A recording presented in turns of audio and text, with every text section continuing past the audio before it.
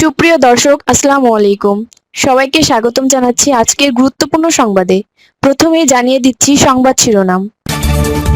আর্জেন্টিনার বিশ্বকাপ দলে থাকছেন কারা? দল ঘোষণা কখন? এদিকে মেসির ভাস্কর্য সরিয়ে ফেলার নির্দেশ দিল পশ্চিমবঙ্গ সরকার। অপরদিকে নেইমারের জন্য বিশাল ত্যাগ স্বীকার করতে চলেছেন বিনি। আরও থাকছে, প্রধানমন্ত্রী তারেক রহমানকে ঈদের শুভেচ্ছা জানালেন নরেন্দ্র মোদী। এবং সবশেষে থাকছে রামিসা মামলায় চার্জশিটে যা উঠে এলো। শুনছিলেন সংবাদ শিরোনাম, এখন বিস্তারিত। তার আগে ছোট্ট একটি আবেদন, যদি আপনি ফিফা বিশ্বকাপ 2026 ভালোবাসেন, লাইক দিন। আপনার পছন্দের দলকে সাপোর্ট করতে চাইলে কমেন্টসে লিখে জানান আপনার পছন্দের দলের নাম, আর সাবস্ক্রাইব করুন আমাদের চ্যানেলটি, কারণ আমরা বলি সেই কথা যা অনেক মিডিয়া আড়াল করে। এখন চলুন বিস্তারিত দেখা যাক। আর্জেন্টিনার বিশ্বকাপ দলে থাকছেন কারা? দল ঘোষণা কখন? ফুটবল বিশ্বকাপকে সামনে রেখে ইতোমধ্যে ব্রাজিল, স্পেন সহ বেশ কয়েকটি দেশ তাদের দল ঘোষণা করেছে। বিশ্ব তাকিয়ে আছে বিশ্ব চ্যাম্পিয়ন আর্জেন্টিনার দিকে।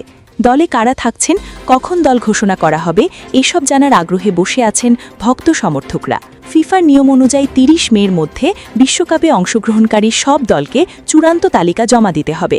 এরপর 2রা জুন বিশ্ব ফুটবলের নিয়ন্ত্রক সংস্থা ফিফা আনুষ্ঠানিকভাবে সব দলের স্কোয়াড প্রকাশ করবে। আগামী শনিবার 30 মে আর্জেন্টিনা দল যুক্তরাষ্ট্রের কানসাস সিটির উদ্দেশ্যে রওনা হতে পারে, যেখানে তাদের বিশ্বকাপের ক্যাম্প স্থাপন করা হবে। অনেকের ধারণা, ক্যাম্প শুরু হলে আর্জেন্টিনা 2টি প্রস্তুতি ম্যাচ খেলবে, 7 জুন হন্ডুরাসের বিপক্ষে এবং 10 জুন আইসল্যান্ডের বিপক্ষে। এই ম্যাচগুলো মূলত বিশ্বকাপের আগে শেষ প্রস্তুতি হিসেবে বিবেচিত হচ্ছে। কোচ স্ক্যালোনি চোট ঝুঁকি মাথায় রেখে প্রাথমিকভাবে 32 জনের বড় স্কোয়াড নিয়ে ক্যাম্পে যেতে পারেন বলে আর্জেন্টাইন গণমাধ্যম জানিয়েছে। এতে শেষ মুহূর্তে কোনো খেলোয়াড় অনুপস্থিত হলে বিকল্প ব্যবস্থাও রাখা যাবে। দলে তারকাদের উপস্থিতি নিয়ে ইতোমধ্যে ভক্তদের মধ্যে ব্যাপক আগ্রহ তৈরি হয়েছে। অধিনায়ক লিওনেল মেসি ছাড়াও লাউতারো মার্টিনেজ ও এনজো ফার্নান্দেজের মতো গুরুত্বপূর্ণ খেলোয়াড়দের দলে থাকার সম্ভাবনা রয়েছে বলে ধারণা করা হচ্ছে। এদিকে মেসির ভাস্কর্য সরিয়ে ফেলার নির্দেশ দিল পশ্চিমবঙ্গ সরকার। ভারতে লিওনেল মেসিকে ঘিরে ভক্তদের উন্মাদনা নতুন নয়, তবে কলকাতায় স্থাপিত তার বিশাল ভাস্কর্য এখন নিরাপত্তা নিয়ে উদ্বেগ তৈরি করেছে। বাতাসে দুলতে দেখা যাওয়ায় পশ্চিমবঙ্গ সরকার মেসির 70 ফুট উঁচু ভাস্কর্য সরিয়ে ফেলার সিদ্ধান্ত নিয়েছে। কলকাতা মহানগর উন্নয়ন কর্তৃপক্ষের অধীন লেকটাউন এলাকার ব্যস্ত রাস্তার পাশে স্থাপন করা হয়েছিল সোনালী রঙের এই ভাস্কর্য। এতে বিশ্বকাপ ট্রফি হাতে মেসিকে দেখানো হয়েছে। আজ সেখানে কর্মীদের ভাস্কর্যে দড়ি বেঁধে সেটি স্থিতিশীল রাখার চেষ্টা করা হয়েছে। গত ডিসেম্বরে গোট ট্যুর অফ ইন্ডিয়া উপলক্ষে ভাস্কর্যটি উন্মোচন করা হলেও কয়েক মাসের মধ্যে এটি নিয়ে নিরাপত্তা শঙ্কা তৈরি হয়েছে। পশ্চিমবঙ্গের আইন প্রণয়নকারী শরৎকুতো মুখার্জি জানিয়েছেন, সরকারি প্রকৌশলীরা ভাস্কর্যটিকে ঝুঁকিপূর্ণ হিসেবে চিহ্নিত করেছেন।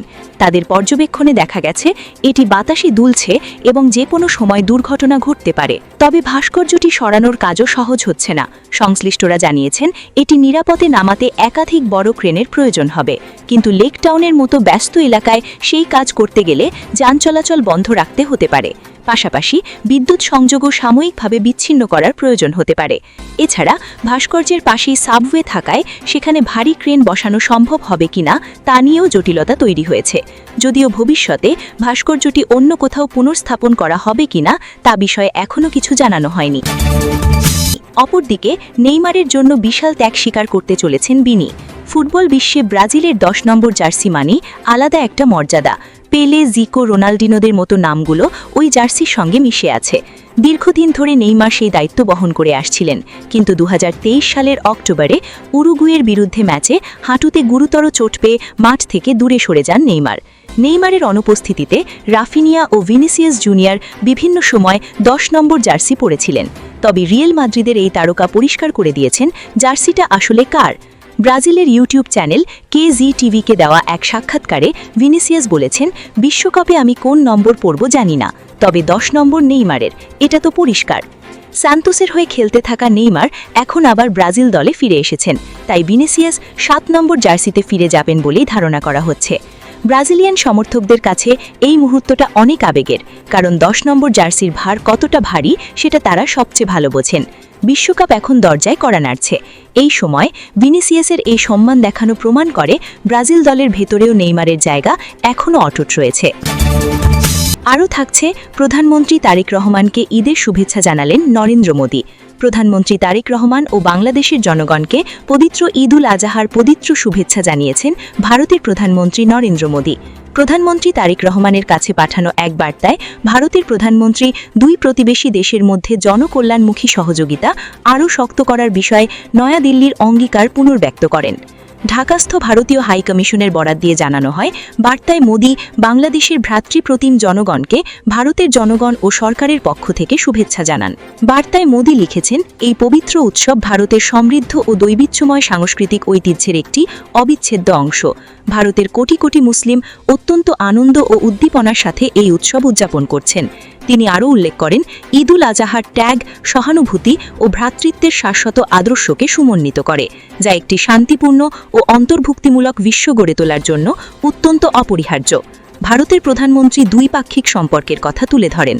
তিনি বলেন, যৌথ আত্মত্যাগ, সাংস্কৃতিক মেল ও শান্তি, স্থিতিশীলতা ও প্রগতির পারস্পরিক আকাঙ্ক্ষার উপর ভিত্তি করে ভারত ও বাংলাদেশের মধ্যে একটি গভীর সম্পর্ক গড়ে উঠেছে। তিনি বলেন, বিভিন্ন ক্ষেত্রে জনমুখী পারস্পরিক সহযোগিতা আরও শক্ত করার জন্য ভারত সরকার বাংলাদেশের সঙ্গে ঘনিষ্ঠভাবে কাজ করতে আগ্রহী। মোদী আশা প্রকাশ করেন, দ্বিপাক্ষিক অভিন্ন উন্নয়নের লক্ষ্য ও ধারণা দুই দেশের জনগণের প্রগতি ও প্রসমৃদ্ধিতে ভূমিকা রাখবে। নরেন্দ্র মোদী বাংলাদেশের প্রধানমন্ত্রী তারেক রহমানের সুস্বাস্থ্য ও কল্যাণ কামনা করেন এবং সেই সঙ্গে বাংলাদেশের জনগণের নিরবিচ্ছিন্ন প্রগতি ও সমৃদ্ধি কামনা করেন। এবং সবশেষে থাকছে রামিসা মামলায় চার্জশিটে যা উঠে এলো। ঢাকার পল্লবীতে 7 বছরের শিশু রামিসাকে ধর্ষণের পর নির্মমভাবে হত্যার ঘটনায় আদালতে চার্জশিট বা অভিযোগপত্র দাখিল করেছে পুলিশ। তদন্তকর্তার জমা দেওয়া এই চার্জশিটে উঠে এসেছে গা শিউরে ওঠার মতো সব চাঞ্চল্যকর ও ভয়াবহ সব তথ্য। ঢাকার চিফ মেট্রোপলিটন ম্যাজিস্ট্রেট আদালতে চার্জশিটটি জমা দেন মামলার তদন্তকর্তা ও পল্লবী থানার উপপরিদর্শক মোহাম্মদ ওহিদুজ্জামান। পরবর্তীতে মামলাটি বিচারের জন্য ঢাকার শিশু সহিংসা দমন ট্রিব্যুনালে স্থানান্তরিত করা হয়। মূল অভিযুক্ত ও সহযোগী প্রধান আসামি সোহেল রানা, তার বিরুদ্ধে ধর্ষণ ও সরাসরি হত্যার অভিযোগ আনা হয়েছে। সহযোগী আসামি স্বপ্না আক্তার, সোহেলের দ্বিতীয় স্ত্রী, তার বিরুদ্ধে অপরাধে সহযোগিতা করা ও আলামত গোপনের চেষ্টা করার অভিযোগ অন্তর্ভুক্ত করা হয়েছে। অপরাধের নেপথ্যে ফ্ল্যাটের পরিবেশ ও ঘটনার দিনের ঘটনা। তদন্ত সূত্রে জানা গেছে, পেশায় অটোরিকশা মেকানিক সোহেল রানা তার দ্বিতীয় স্ত্রী স্বপ্নাকে নিয়ে প্রায় 2.5 মাস আগে পল্লবীর 11 নম্বর সেকশনের বি ব্লকে একটি 3 কক্ষের ফ্ল্যাট ভাড়া নেন। ওই ফ্ল্যাটের অন্য 2টি কক্ষে থাকতেন মাসুদ পারভেজ ও জেসমিন আক্তার দম্পতি। সবার জন্য রান্নাঘর যৌথ হলেও সোহেলদের ঘরের সাথে একটি সংযুক্ত বাথরুম ছিল। গত 19 মে প্রতিদিনের মতো সকাল 6টার মধ্যেই পাশের রুমের দম্পতি কর্মস্থলের উদ্দেশ্যে বাসা থেকে বেরিয়ে যান। সকাল 9:30টার দিকে রামিসা ঘর থেকে বেরোলে সোহেল তাকে ফুসলিয়ে নিজের ঘরে ডেকে নেয় এবং বাথরুমে নিয়ে ধর্ষণ করে। নির্মমতা ও মরদেহ বিকৃতির বিবরণ। চার্জশিটে উল্লেখ করা হয়, ধর্ষণের সময় রামিসা চিৎকার শুরু করলে সোহেল তাকে শ্বাসরোধ করে হত্যা করে। এরপর অপরাধের প্রমাণ ও মরদেহ গুম করার জন্য সে যে বর্বরতা চালায় তা অত্যন্ত ভয়াবহ। মরদেহ বিকৃতি। ঘর থেকে ছুরি এনে রামিসার মাথা কেটে ধর থেকে সম্পূর্ণ আলাদা করা হয় এবং একটি বড় বালতির ভেতর লুকিয়ে রাখা হয়। অঙ্গহানি। 2 হাত কাঁধ থেকে আংশিক বিচ্ছিন্ন করা হয় এবং ধারালো ছুরি দিয়ে যৌনাঙ্গ ক্ষতবিক্ষত করা হয়। মরদেহ লুকানো। রক্তমাখা দেহটি বাথরুম থেকে শোবার ঘরের খাটের নিচে লুকিয়ে রাখা হয়। যেভাবে ধরা পড়ল অপরাধীরা। রামিসাকে খুঁজে না পেয়ে তার পরিবারের সদস্যরা হন্যে হয়ে খুঁজছিলেন। এক পর্যায়ে সোহেলদের ঘরের সামনে শিশুটির একটি জুতো পরে থাকতে দেখে রামিসার মা চিৎকার ও ডাকাডাকি শুরু করেন। চিৎকার শুনে আশেপাশের ফ্ল্যাটের লোকজন জড়ো হয়ে দরজা ভাঙার চেষ্টা করেন। বাইরে যখন দরজা ভাঙার চেষ্টা চলছে, ঠিক তখনই সোহেল বাথরুম থেকে রামিসার ক্ষতবিক্ষত মরদেহ ঘরে এনে নিয়ে আসে। সোহেলের স্ত্রী স্বপ্না আক্তার পুরো বিষয়টি দেখেও সোহেলকে বাঁচানোর চেষ্টা করেন।